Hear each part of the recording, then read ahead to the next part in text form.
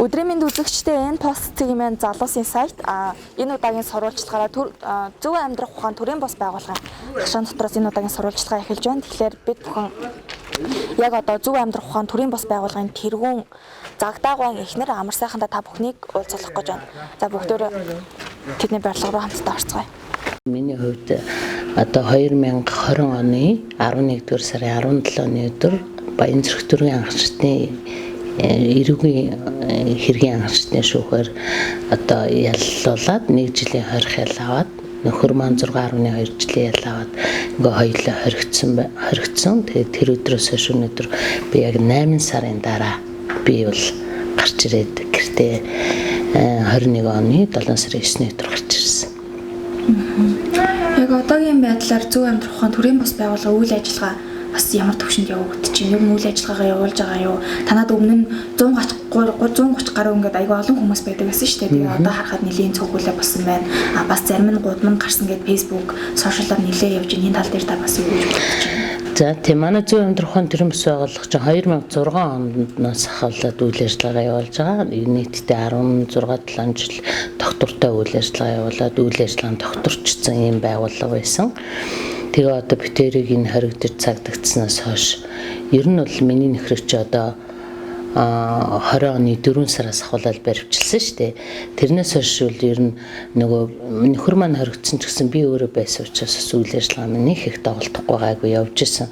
Намайг яг гарч ирдэг өдөр бол одоо нэг 20 хүрэхгүй том хүн нэг 5 хүүхдэл үлдсэн байх жишээний юм байна.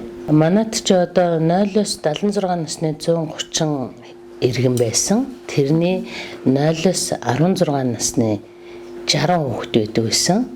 За нэг 60 гаруй 70-аад нь том хүн байдаг байсан.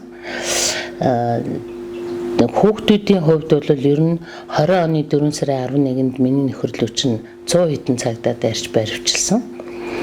За тэрнээс хойш бол миний нөхрийг 4 сарын 11-нд баривчлаад маргаашаас нь ахвалаад одоо цагдаагийн байгууллага, цагдаагийн ерөнхий газар, Баянзүрх дүүргийн цагдаагийн газар, хүүхдийн гэр бүлийн газрууд одоо удаа наашаан дайрч орж ирж одоо бүх одоо аавна гэсэн хүүхдүүдээ бол авсан.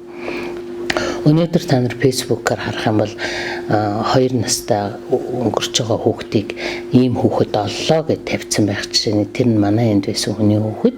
Тэгээ одоо архитан согтоо хүмүүс архитан согтоод энтэн тасарч байна хүүхдээ хайцсан биш үү? Тэрийг хүн олцсон байх жишээ нь энд аягүй хөөрхөн боожж исэн хүүхэд өчтөр ээж нь 3 хүүхдээ дагуулад ирлээ. Өөрөө бас жоохон арх уучсан. Тэгээ би байхгүйсэн нийгмийн ажилтнтай уулзаад уйлаад ингээ ярьж байгааг нь сонсохоор аюу хөөрхөсчихсөн хүүхэд бүр аркетийн хүнд үедээ ороод хөлн бүр ингээ тахир болцсон байх жишээ нь ийм юм байна. Та хизээд тэднийхээс ер нь гарав. Яагаад ер нь япарсан бэ? За ер нь бихингэр гарсан та. Ер нь бихингэр гарсан. Газар бийчээс. За зарим хүүхдүүд нь бол ерөөсөө гэртээ аав ээжтэйгээ тэг архич хүмүүсийн дунд маш хүнд байдалтай байна гэл намайг ирсэн цагаас хойш ер нь бол сайхан мэдээ би ерөөсөө олж сонссонгүй. Тэгээ энийг бодохдоо миний тарамсалтай байгаа. 16-7 жил би тэр хөдөлмөр би тэр яаж чөхрөж болно. Тэрийг хохирохын тулд энэ олон хүүхдүүдийг энэ олон хүмүүсийг ийм болгож болохгүй байхгүй юу? Тэгээ заримдаа би боддог гэсэн би яг ямар хэрэг хийсэн учраас би өнөөдөр энд байгаа юм болоо. Шоронд бол угаасаа ядуу хүмүүс л ял идэлт юм байлээ. Магадлан гэдэг нь хугацаанаас өмнө нэг үлдсэн ялан тэнсэн харгалзах ялаар солигдоо гардыг байлээ. Би тэгж гаруул гарах байсан. Тэгтээ би бодсон тэр юунд ороход тэр хуралд орохын тулд гин бурууга хүлээн зөвшөөрөх ёстой.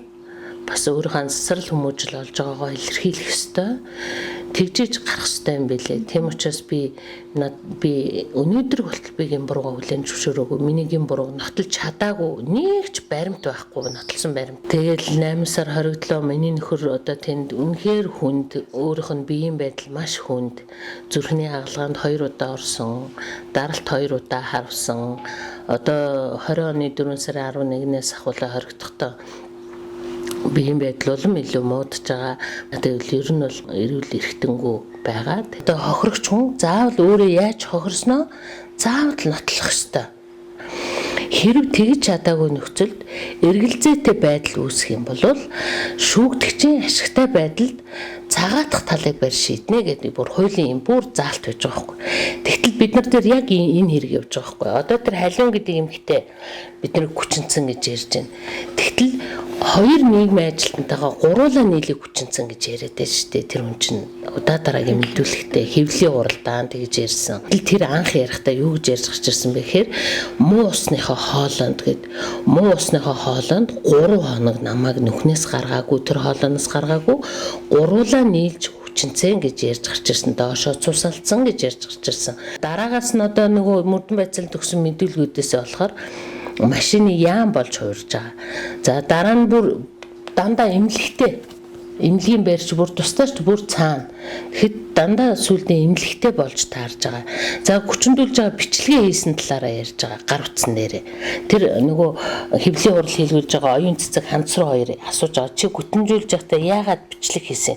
Би баримт бүрдүүлэх шаардлагатай байсан. Тэг хүчндүүлж байхдаа яахаараа бичлэг хийдэг юм болохгүй шүү дээ. Тэгж болд юм ч хөндлөө гүтгээд байгаа юм биш шүү дээ. Тэгэхээр үгүй би өөрхөн гар утсан дээр бичлэг хийсэн байгаа. 45 минутын секс бичлэг байгаа надад. Ингэж гарч ирсэн. Тэгтэл өнөөдөр шүүх шинжилгээний үндэсний хүрээлэн одоо бүх газрын шинжилгээгээр утаснаас 2 утсыг хоёулангийн бүх юмыг сэргээгээд устсан байл бүх юмыг сэргээх шалгаад хэрэгтэй холбоотой нэгч баримт олдсонгүй.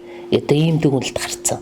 За нийслэлийн шатны шүүх хуралд миний нөхрийг 2 ба түүнээс дээш хүнийг хүчинцэн гэдгийг ял өгсөн.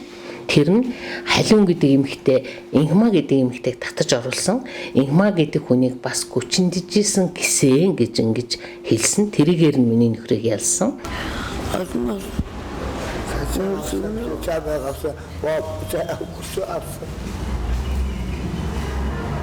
Зардагийнхаас гарсны дараа та нар руу нийгмийн халамжийн байгууллагуудаас холбогдоогүй юу? Улсаас холбогдоогүй. Тийм үү, ямар нэгэн дэмжлэг үзүүлээгүй юу? Үзүүлэг. Нийслэлийн шатны шүүх хуралд инхма гэдэг эмэгтэй өөрөө өмгөөлөгч авцаа орж ирсэн. Битээр тэр хоёр чинь нөлөөлөх ирэх байхгүй ч битээр тэнд хориотой байгаа. Хоригдсоноос хойш битээрийн нийслэлийн шатны шүүх хурал 4 сарын дараа болсон нөгөө. Тэгэхэд онлайнаар ороод ирэхэд инхма тэнд ороод ирсэн. Бүр уйлаад яриад байгаа. Энэ хоёр хүнийг би ингээд шоронд байхаа харахаар надад хэцүү байна. Би ерөөсөө тийм юмд оролцоогүй. Би ерөөсөө тиймд өртөөгүй гэд уйлаад яриад байгаа. Өмгөөлөгч нь босоо хэлж илээ.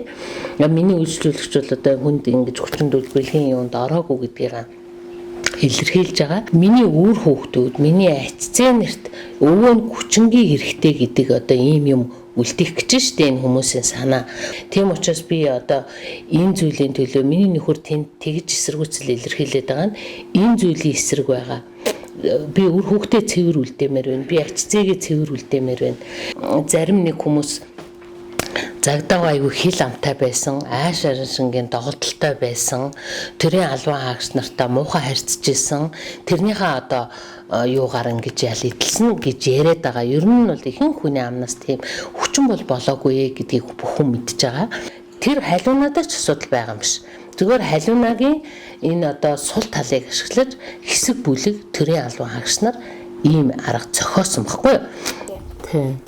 Тэгэхээр ер нь та бас хоёрыг ингэж хохироосны ашиг нь яг хүнд ашигтай байна гэж бодож байна. Тэгээ энэ бүх юмны ард бас танд бодож байгаа сэжиглэж байгаа хүн ч юм уу эсвэл нэг байгууллага ч юм уу байвал тэрийг юу та юу гэж бодож байна? За ижил төрлийн үйл ажиллагаа явуулдаг байгууллагууд байгаа. Одоо жишээлбэл Саранбаатар гэж хүн байгаа. Тэр хөгжлийн бэрхшээлтэй иргэдийн асрамжийн төвтэй гэсэн ачлал төвхтэй тэрний одоо эзэн гээд байгаа тэргүүн гээд байгаа хүн бол одоо бид хоёр тэр хүн дээрээс гим хийгээгүй. Зүгээр тэр хүн бид нар руу хандаж ирж исэн. Гэр бүлийн найзууд болъё гэж нэг удаа хандсан. Хоёрдугаарт нь төрийн бас байгууллагуудын нэг юм холбоо байгуулах гэж байна. Тэрний тэргүүнээр та ажиллаач гэдэг ийм хүсэл тавьсан. Бид тэр зөвшөөрөөгүй. За одоо хамгийн ноцтой юм Загдаагийн ерөнхий газар гэж нэг пэйж одоо 18 оноос үлээ 19 оноос эхэлж ил нээгдсэн. За тэрийгээр бол үнэхээр одоо хүнийг доромжилж байна. Одоо ч ажиллаж байна тэр. За тэрийг бол тэр Саранбаатар ажиллуулж байгаа. Прокурорууд байгаа, цагдаагийнхан байгаа. Тэр юугаар дамжуулж биднийг одоо сошиалор нүдж байгаа л өнөөдөр ийм хэрэг өгж байгаа. Би өнөөдрөөс ахуулаад угаасаа миний бүх ажил явагддагаараа явагдана. Одоо тэр гарсан хүмүүс маань бид нар л тусламж гуйж байгаа. Би тэр хүүхдүүдэд туслана. Би тэр яаж гутаасанд орвжилсан бай. Бидний дунд хүүхдүүд хохирох хэсгүү. Тийм учраас би тэр хүүхдүүдэд аавна. Би үргэлжлүүлэн энэ үйл ажиллагаа явуул. Гэхдээ энэ пост цэгийн залуусын сайт ээлжид сурвалжлагаараа зөв амьдрах ухаан төрийн бас байгууллагын тэргүүн Загдаагийн эхнэр амар сайхан та бүхнийг уулзууллаа. Анхаарлаа хандуулсан явдал та бүхэндээ баярлалаа.